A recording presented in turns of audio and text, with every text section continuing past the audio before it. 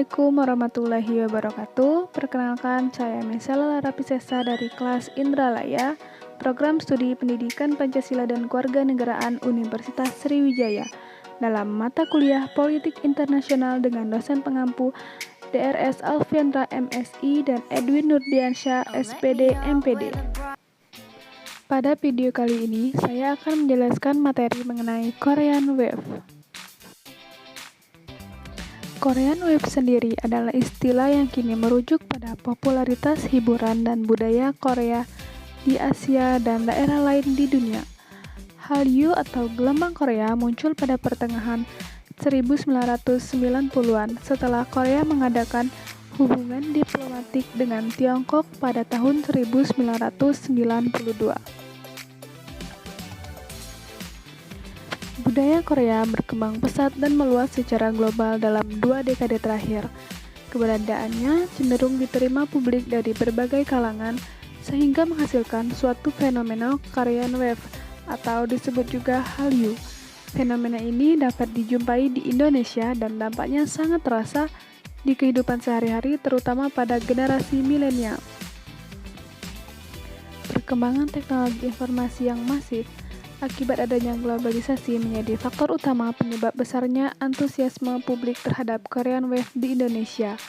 Korean Wave sendiri diawali dan sangat identik dengan dunia hiburan seperti musik, drama, dan variety show yang dikemas secara apik menyajikan budaya-budaya Korea.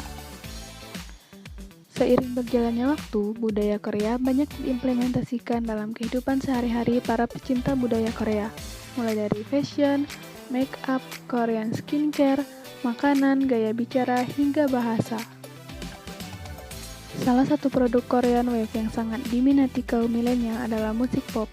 Musik pop Korea ini, atau yang sering disebut sebagai K-pop, merupakan salah satu subsektor hiburan yang mengangkat perekonomian Korea Selatan.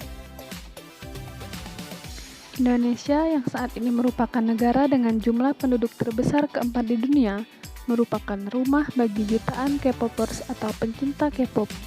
Pada tahun 2021, Twitter mengumumkan daftar negara yang paling banyak men-tweet terkait artis K-pop sepanjang tahun 2020 sampai 2021, dan Indonesia berada pada peringkat pertama yang kemudian disusul oleh Filipina dan Thailand. Sedangkan untuk penayangan video-video K-pop di YouTube berdasarkan negara, Indonesia menempati posisi kedua dengan persentase 9,9%. Sementara itu, Korea Selatan berada pada posisi pertama dengan persentase yang tak jauh berbeda dari Indonesia, yaitu 10,1%. Sejak dibangunnya hubungan diplomatik antara Indonesia dengan Korea Selatan pada tahun 1973, Korea Selatan menjadi salah satu negara yang memiliki jumlah investasi terbesar dan tersebar luas di berbagai macam proyek di Indonesia. Indonesia dan Korea Selatan juga sepakat untuk meningkatkan perdagangan bilateral mereka menjadi 30 miliar dolar Amerika Serikat pada tahun 2022. Keberadaan artis K-pop saat ini banyak mempengaruhi preferensi para milenial dalam beberapa hal. Bukan hanya minat penduduk Indonesia untuk mempelajari budaya Korea yang semakin meningkat, namun penduduk Korea Selatan yang belajar budaya Indonesia pun juga semakin bertambah. Ada 3 universitas di Korea Selatan yang menawarkan program bahasa Indonesia, yaitu Hankuk University of Foreign Studies, Busan University of Foreign Studies, dan Universitas Husung. Hal ini didukung oleh banyaknya perusahaan Korea yang berinvestasi di luar Korea seperti Indonesia, sehingga membuat masyarakat Korea tertarik untuk mempelajari bahasa Indonesia. Selain itu, banyak artis Korea yang diundang ke acara-acara nasional di Indonesia dan menjadi brand ambasador produk atau perusahaan lokal. Indonesia sebagai salah satu negara penyumbang fanbase terbesar membuat artis-artis Korea, bahkan YouTuber, lebih memperhatikan Indonesia dengan membuat konten-konten budaya Indonesia.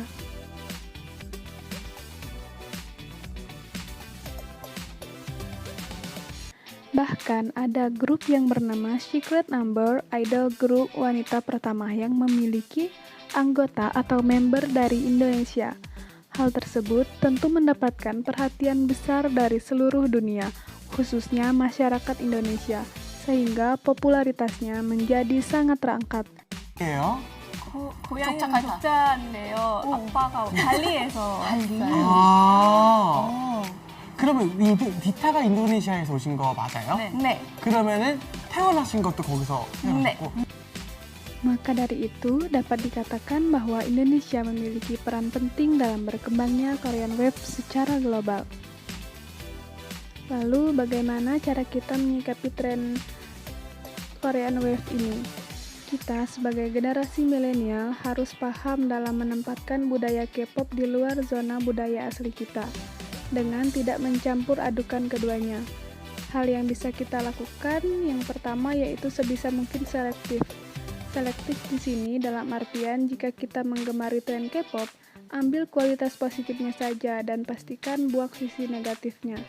Dan yang kedua yaitu harus punya skala prioritas, yakni bagaimana kita bisa mengatur dan mengendalikan diri kita sendiri agar tidak terlalu cinta akan popularitas tren K-pop.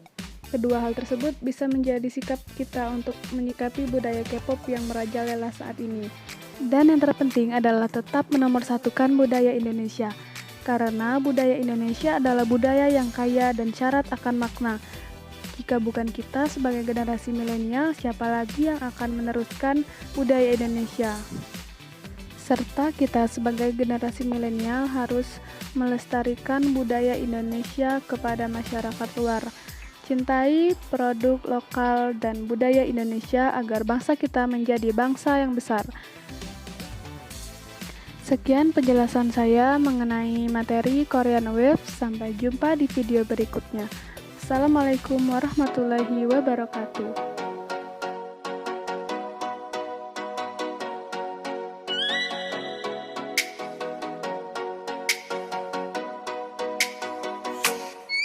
Oh, let me